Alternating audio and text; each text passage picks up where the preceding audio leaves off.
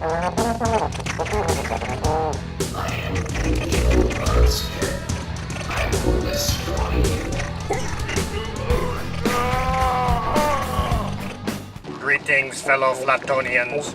Welcome to another day of Random Babble.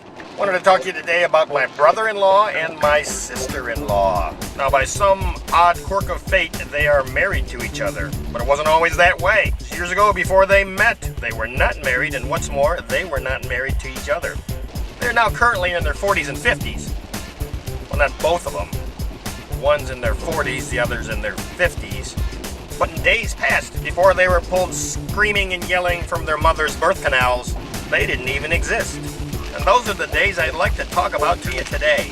Way back in the days before my brother-in-law and sister-in-law existed, and just for convenience sake, and to retain their anonymity because for some reason, no one I know wants to be associated with these videos. Let's just call them, I'm just going to make up two names at random, Fred and Wilma. In the days of old, before Fred and Wilma existed, their mothers did exist. And both mothers now are in their 70s and 80s. Well, not both of them. One's in their 70s, one's in their 80s. See how that works? Years ago, when Fred and Wilma's mothers were teenagers, they grew up in the Detroit area. And here is the interesting part.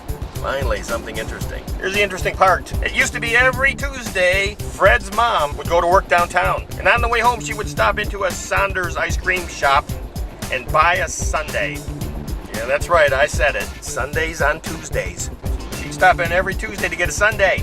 And the truly amazing thing is, I'm waiting for the amazing. The really amazing thing is, Wilma's mother used to work at that same Saunders ice cream shop during those same years, often on Tuesdays. So we figured out 50 years later that although they don't remember each other, they had known each other in their youth. So what are the odds of that? Two teenage girls meet nearly every Tuesday to transact a business transaction. Roughly 30 years later, their future offspring meet and marry.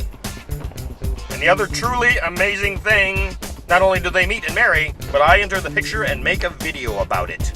Well, freaking wonders never cease. So I'll tell you what, that makes you think, how many people are you running into today that you might bump into in the future? That means you should be leery of the people you meet because you may run into them again later in life.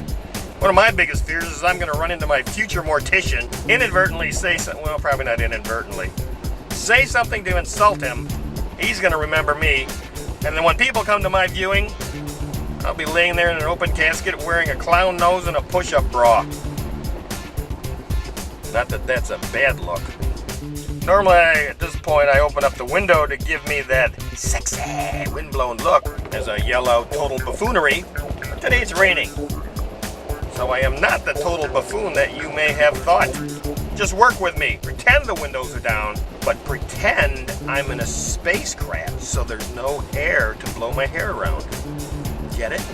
So until next time, fellow Flatonians, please keep all hands and tentacles inside the spacecraft until it is fully docked, and then you may egress. Huh?